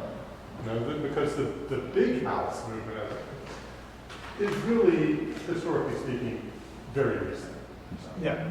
I am curious, how many of you have actually done downsizing yet? Downsizing. How many of you have actually done downsizing? Has anybody done the 100 Thing Challenge yet? Good what? 100 Thing Challenge. Tell us that. What is that? The 100 Thing Challenge is you only own 100 things. You get it down to exactly 100 things. And that includes counting everything. Is that counting everywhere? Yes, and it counts per pair. To backpack or piggyback, that's what I was trying to say. There's also the 333 challenge, which is own 33 articles of clothing for 3 months. Again, it's the minimalist, but continue, Elizabeth. Sorry. Right. One of the things that as you get into this, one of the things that you will also hear is folks that have downsized, and then they move on and they do the 100 Thing Challenge. I get kind of tickled if you Google out on the web, you can see that Dee Williams did the 100 Thing Challenge. And I think she's actually got a picture of herself outside the tiny house with, basically her 100 things, if I remember correctly. But No, 200 for the two of us? No. there are a lot of discussions in the 100 Thing Challenge of does silverware count as one, or do I have to count all 4 pieces? Does undergarments count as one, or do I have to count them individually? So, there are lots of fun kind of debates about it, but truly there is the 100 Thing Challenge. So I know we're getting to our last 30 minutes, although when we are done with the official program, you can stay and talk to these people as long as they will talk to you or talk amongst yourselves. But so here we're about conversation, experimentation, and action. This has been an awesome conversation because when Will told me, let's talk about tiny houses, I thought, who wants to talk about tiny houses? And this has been incredible.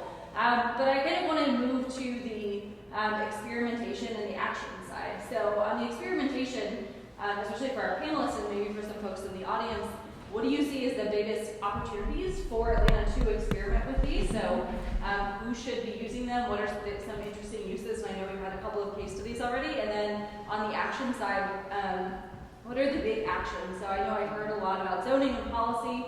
Are there actions that people should be making a commitment to do? So is it going to NPU chairs? Is it putting together a team for either state or city legislation next year when session starts back? So what are kind of the next steps people can take to get more involved and actually move the needle in some way? So I would say first, if you could address what you see as the biggest opportunities for use, and then what you see as the biggest opportunities for action that we could actually reconvene and take. And then I think that's we'll let them answer, and then we'll just go to let's all talk again. And then basically after they answer, session's over, that we can, please stand up, move around. I know everyone's very patient and sitting, but after they answer that, I think we'll just close there, but then be able to do one-offs and keep the conversation going, if that's all right. No, that's fine. I will say, you will see there are 4 whiteboards. They actually have some questions that we were going to use as prompts, but the conversation has been really good. So if you want to, when we get to the part about talking about what you want to do next, if you want to use the whiteboards and or the sticky notes that are on tables kind of behind everybody, go for it. You can use your sticky notes. Yeah, you can use sticky notes. You can leave them for us. You can take them with you as reminders, and you can use the whiteboards as well. Kind of think through what commitments do you want to make, what actions do you want to see happen, what opportunities you really see for this. So, I'd like to start. In terms of expertise of what the codes that are needed and the changes that are needed and the actions that can happen, I would say I'm the least experienced of the panel here. and my wife, who is sitting in the corner in the back, might kill me for saying this, but I would like to commit us in terms of both experimentation and action, us as well as myself, that depending on what the opportunities are, depending on what we come up with, that I will work with the Candler Park Neighborhood Association and board on understanding, are there any places in Candler Park where we live that are already doing this? Are there people that are interested in figuring that out? Are there discussions that could lead up to city council and code discussions if needed? I'm on the board of the Life Cycle Building Center, so I'll talk to the Life Cycle Building Center. If anybody's interested in knowing more, please let me know. And we'll also talk to the Life Cycle Building Center about seeing if we can have one specific resource or understanding about if people are interested in tiny homes coming there, how can we help them find what the opportunities are there, as well as what the network is around Atlanta. They can support that. Actually, to piggyback off of that, I've also already talked with Adam and Shannon. I'm working on with my meetup group. If you want to join my Tiny Homes meetup group, I'm hoping to organize funding that we all build a tiny home together to educate. So people who are uncomfortable with building, they are comfortable with building, I'm comfortable with building, but other people are not. So it's going through the entire process. I'm hoping to start by March of next year if I get all the funds in place. But again, it'll be a marketing and education piece for anyone who wants to learn how to build a tiny home. So it's basically, think of it, Habitat for Humanity build, where everyone comes in and is like, all right, you're in charge of walls, you're in charge of flooring. And I think we'll be able to, again, grow your confidence, grow our confidence to be able to build your own if that's what you want. So continue. Sorry. That and I have been on the board of an organization called Sustainable Atlanta that is now in the process of merging with the Center for Civic Innovation. So I'm going to be on the board of the Center for Civic Innovation, which is very focused on civic and government related things and making all this stuff work better. And we'll use my position here as well of what else that they're already doing to continue these discussions and see what we can do. So I don't know what is needed, but I'll commit to, based on where we get with that, on trying to support that. Anyone next? We've already sort of committed to figure out the issue around the 750 square foot two-family dwelling, whether or not that is something that is just sort of a remnant in the zoning ordinance, or if it is something that is meant to do what we're talking about for tiny houses on duplex zoning lots. And also be willing to, if someone was interested in, people were interested in doing a community, a compact community or tiny house community ordinance, we have models that we have developed for another project.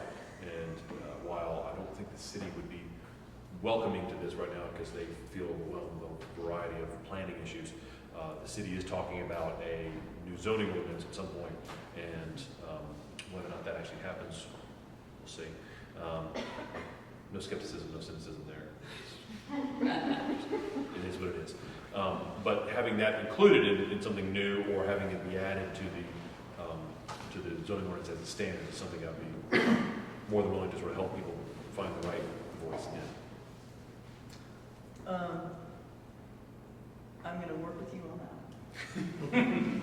I've committed myself in front of everybody. And on camera. And on camera.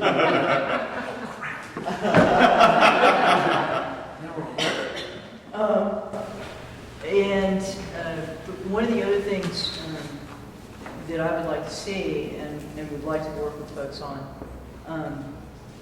I think the Beltline is an absolutely home run hit for some kind of a tiny house project or a tiny home product. You've got some lots over there that are the right size. Is anyone here from the Beltline? I heard they were supposed to come tonight. Negative. I'll send them the video.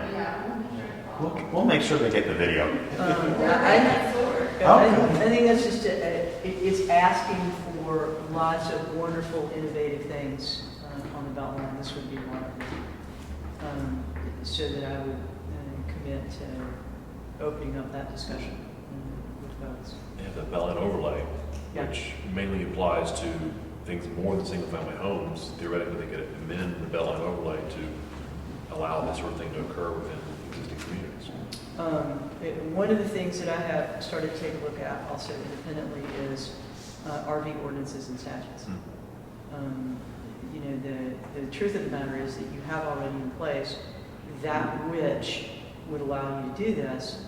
And the problem is we're not allowing any more RV parks in the city of Atlanta. Yes.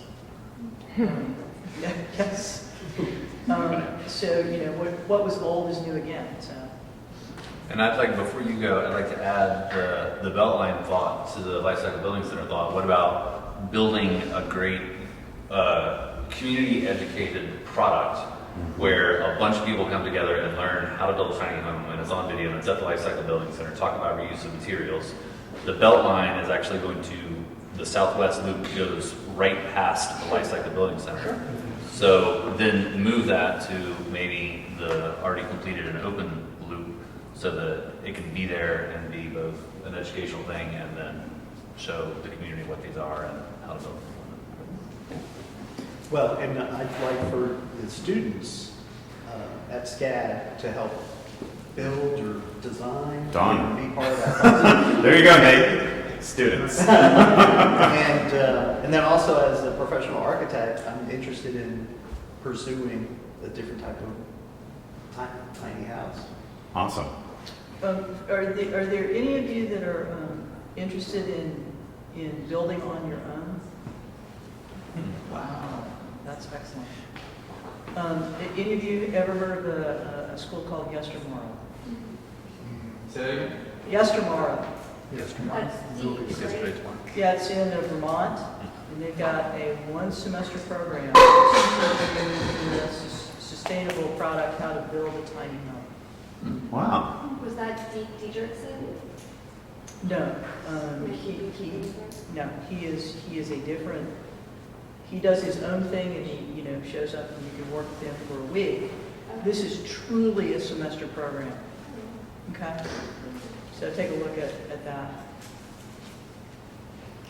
Before, I was going to say, we're talking about what we'll commit to, but I'm curious either on the panel, and I don't have any of this information, I don't know if you guys do, or within the audience, what do you see is needed for action to support that people in the audience might be willing to commit to as well? Zach? For me, actually, one of the challenges has been, sure, I have an apartment, and I want to be smaller, but finding furniture that supports the tiny house life. And if you're trying to do the sustainable thing, trying to for a little bit of that, right, it's been a huge challenge.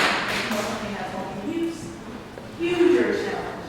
So can we try to start finding resources for, we build a house, but where are we going to put it? Well, I mean, that's also goes with Brian's and the design part, where you build your furniture to the walls. You build your furniture into the house. You make it a part of folding down tables come out, couches turn into your bed. There's again, I would really encourage you to do your own research on and look at the different tiny homes that have already been built, because what's great about the tiny house movement is that the minimalistic aspect of it all, you do get rid of your dining room tables, your chairs, because it's already built within the space that you're going to be living in.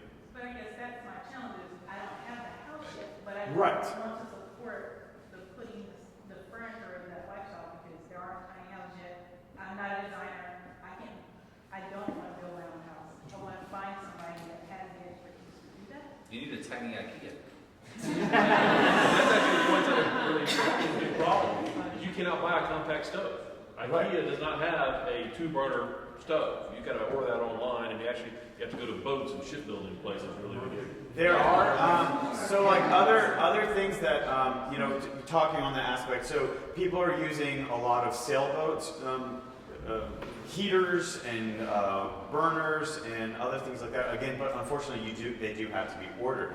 There's also and I can't remember, Emery, what was the stove/sink/thing at the Paces Academy tiny house? This contraption was fantastically amazing because it was your whole kitchen in this little square. It was your stove, your sink. Yeah. Is it Avanti? It might be Avant, something like that. I mean, it was great. So again, it was all in one kitchen, and it had a fridge too. Yes. So people have thought through. It's not a wall. It looks like a stove, but it's your kitchen sink, your stove, your fridge, drawers, something. Okay. When I just say, I think there needs to, I want to add more focus to the designer aspect of the work. One website that I would encourage you to take a look at is Four Lights, which is Jay Schaefer's newest company, and he is actually designing furniture in a way that you can look at it almost from modular design. So that you literally, when you pick one of Jay's designs, you literally tell him what you want in the kitchen, and he slides the kitchen in the door, and you put it here. And fits through the door. And it fits through the door. Yeah, that's not it. I think it is an ongoing design. I want to be able to Take a look at What is it, fours and numbers? Four Lights, FOUR. So earlier when I said opportunities, this is what I meant. So we work a lot with entrepreneurs who are trying to make our city better in some ways. So some of them are doing social programs, other ones maybe are designers, maybe they're working sustainability. But there are a ton of talented people in Atlanta who are looking for what is a new opportunity.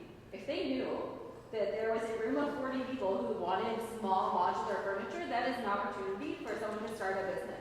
Or maybe start a better business than what they are doing now. So if you have other thoughts on what are opportunities, I heard someone talk about local prefab manufacturing earlier, like that is also a great one. So starting to really think through what is it people need, and is that a job for someone who lives here in our community who could actually do that for you?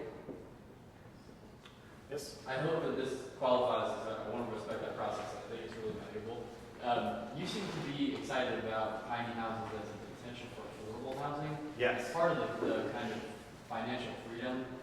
A lot of what I'm seeing isn't affordable, isn't in an affordable area, and doesn't have the kind of density that is usually necessary and very valuable in affordable housing projects. So I'm wondering what the panel thinks about using tiny houses in that application. If there is an opportunity or an experimentation there, what that might look like. Are there multi-story tiny houses? Is there some kind of a multi-family structure that could be very, very minimalist, but still kind of respect the density that needs to be created and maybe be a high-rise? Because what do you know about cargo texture? What do I know about what? Cargo texture. Very little. I can also address at the very bottom scale of tiny housing. I run a group called Mad Housers. We've been in Atlanta for over 25 years now, and we build huts for homeless people and give them away for free. They're 84 square feet, 4 feet high. They cost about $500 a unit. And if you'd like to sort of see what that's all about, we'll be building one 2 Saturdays from now. But that's sort of the ultimate and affordable, low-end housing. There's a gap between our guys, our clients who are on the street, chronically homeless people with very serious problems, who, in many cases, can't qualify to even enter into the emergency shelter system because of the nature of their problems. Between being on the street and then actually winding up having your own place. And we've kicked out, in the past few decades, a lot of the rungs in the ladder that go from nothing to having your own place, even an apartment. Generally, for instance, when my guys try and move out of a hut, they wind up going into a boarding house, which hoovers up all of their spare cash for a really terrible experience. There used to be more of these. We've basically zoned them out of existence. There used to be more RV camps, parks like that. We've zoned them out of existence. There used to be flop houses. No. There used to be cage hotels. No. So there's an entire universe, at least an ecosystem that used to exist that doesn't exist. I'm very happy to see lots of people at this at our income level who are embracing smaller housing, because I think that in a sense it will hopefully allow us to, it will create a space for us to work on housing for folks in lower income that still has basic dignity to it, and that folks can, be proud of living in this way. I think that's a very valid point of just because, and it goes back to the American consumerism when we want to show off, buy a car, buy a huge house, buy all the stuff we put in the house.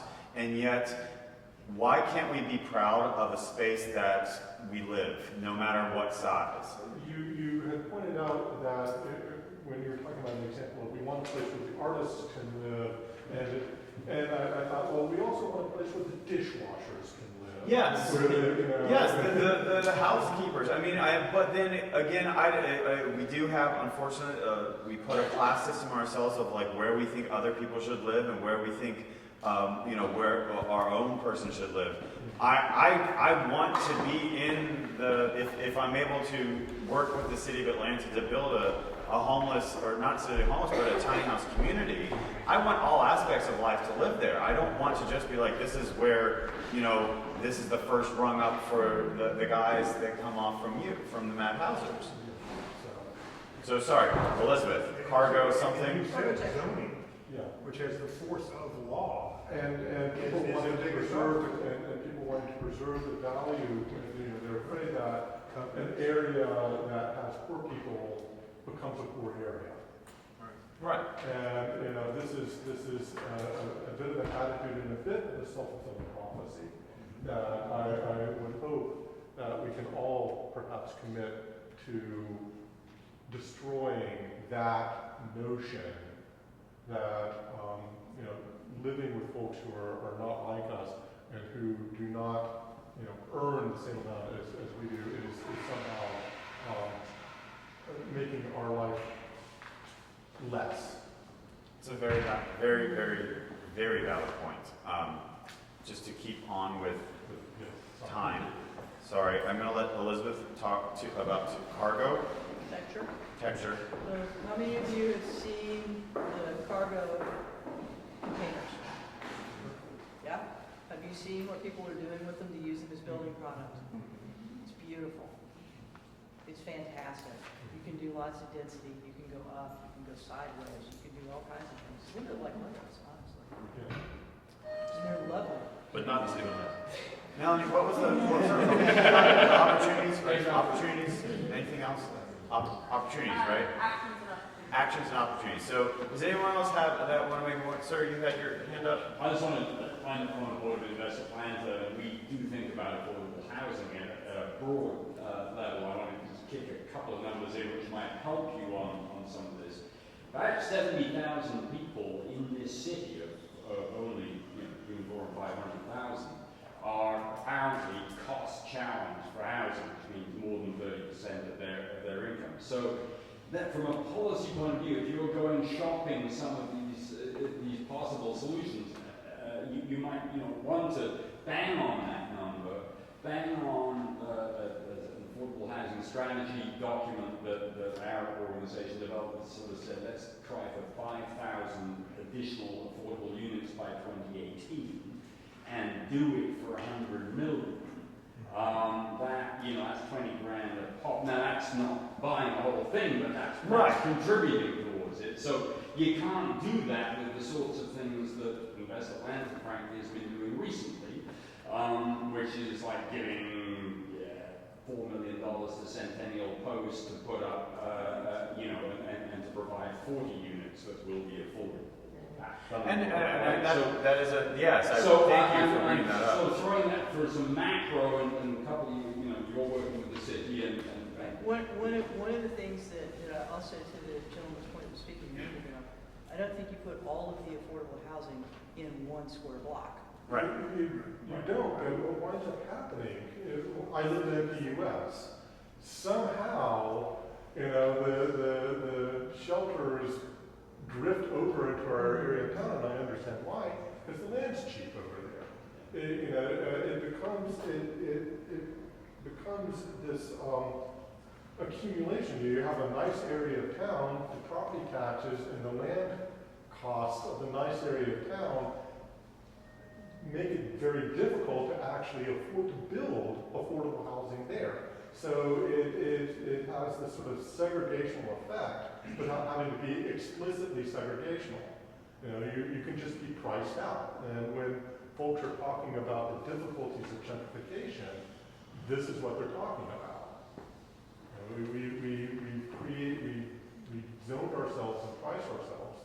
We do need to distinguish, though, from what an affordable housing solution and the tiny house movement. Right. Yes. Because you're not going to solve the affordable housing Right. problem No, with the tiny house. but the tiny house movement can be an answer to a lot of different It questions. can open up a And- space to talk about it. Yes. So it is 9 o'clock. Yes. I'm just going to mention one quick thing because I think a lot of people in this room would be interested in that the Atlanta Regional Commission for the past 2 years has been working on subcommittees about the regional competitiveness effort, and one of those is livable communities, and there's been a subcommittee of about 200 people working on this livable communities, which talks about bikeability and affordability and mixed socioeconomic and whatnot. So if you look up the ARC, the Atlanta Regional Commission, and livable communities, you're going to find a lot of information and documentation and efforts that you might be able to be either informed by or involved in. So I'm going to let our panel give one last hurrah sentence. Keep it short. And then I'll close. And Melanie, do you have anything else to add, or? And then we can open it up for people to attack the panel or talk amongst yourselves. Don't attack the panel. Very nice of coming here. So Brian, you want to start off just kind of what your just overall thoughts, or? Well, also from SCADPAD, we haven't figured out lesson learned. It's kind of like we did it and then people tweeted and talked about it, and then we want it to be an experiment. We want to learn from it. So working with the people that live there, plus a lot of the other designers that worked on it, I'd like to find out more and get a lesson learned kind of. Wonderful. And then also, they're just sitting there, so if anybody wants to see them, get in touch with me. I'll leave my contact, and I have a few. Do go see them. I mean, they are works of art. They are, but it's a great way to see tiny home space in the inventive process of what SCAD did. And thanks for having me.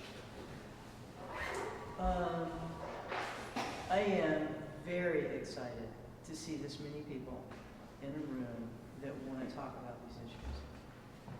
10 years ago, when I started looking at all this, I think it was me and my other half who thought I was crazy then, and who thinks I'm a little less crazy today. So thank you all, because it means a great deal to this community and to our city that you would be this interested, this motivated, and frankly work toward it. So thank you. So just to be clear, while I support the tiny house movement, I am not genetically predisposed to live in a tiny house. I will be living in a normal size house, just to let you all know that.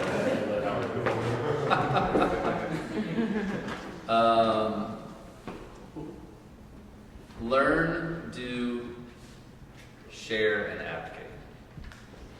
So research, learn, figure out what other people are doing, figure out what's going on. There's a ton of resources out there, people in this room, everything else. Do act on whatever you figure out, whether that's being involved or building or whatever it is. Share that with everybody else, whether it's through Facebook or Twitter or meetups or creating a site or creating a community, and advocate for what needs to happen with other people in the community. And I just like to close by saying, thank you so much for coming. I mean, I honestly thought I was going to get 15 people. I'm very excited. Just to reiterate Elizabeth's excitement, I'm thrilled that this many people showed up for the tiny house movement in the South and Atlanta. I do encourage you to keep the conversation going. You can join, like I said, I have a meetup. There are other meetups. But I'm hoping to work with the center again to do another one of these. We covered a lot. I know we talked about a lot, and I don't know if we're able to answer I don't know if we answer all the questions, but there will be another one of these.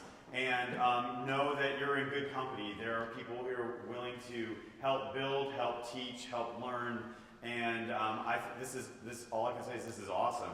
Again, Will Johnston with Tiny House Atlanta, thank you so much for coming tonight. I'd like to thank the Center for Civic Innovation for hosting us this evening. So give a round of applause.